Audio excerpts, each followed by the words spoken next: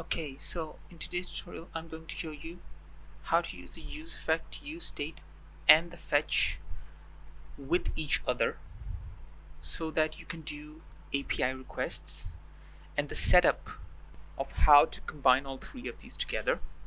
So let's get started.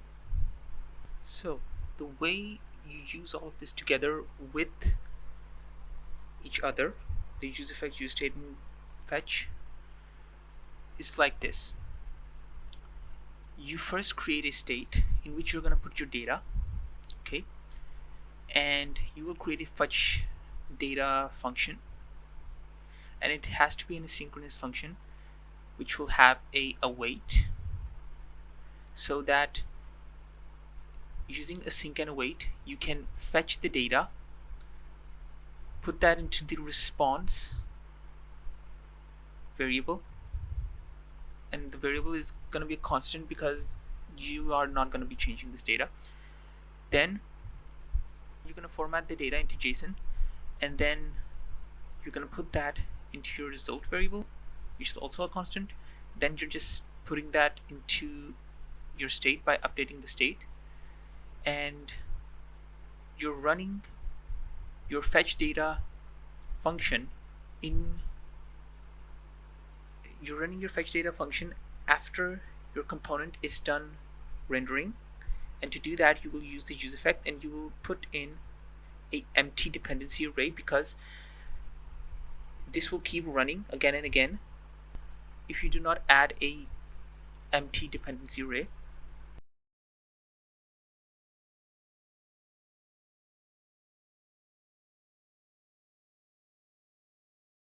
Okay. So I'm putting an if statement here that is basically saying that if the data is empty or is null, then return this loading, and otherwise it's going to return this. And the reason why this is working like this, like I don't need to put an else statement or something like that here, everything that is after this return will stop because this is being returned first, and then when the component re-renders, this will not be triggered. This is the one that will trigger because this data will not be empty then. So when this return is triggered, I'm just mapping the data out, and I'm just putting that data here. I'm putting the data to the front end, showing that data on the front end. So let's see this. Let me just refresh. Yeah, you're seeing the loading, and as you can see, it's here. Let me just add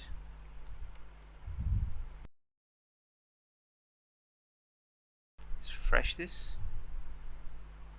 As you can see, we are getting loading, and then everything from our fetch is being loaded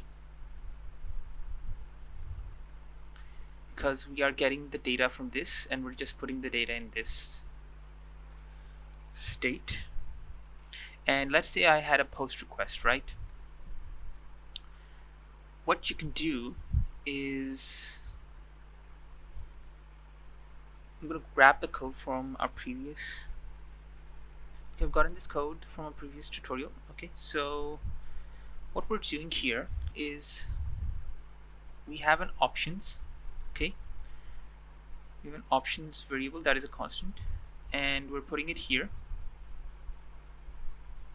Okay, this is the second parameter that the fetch takes, and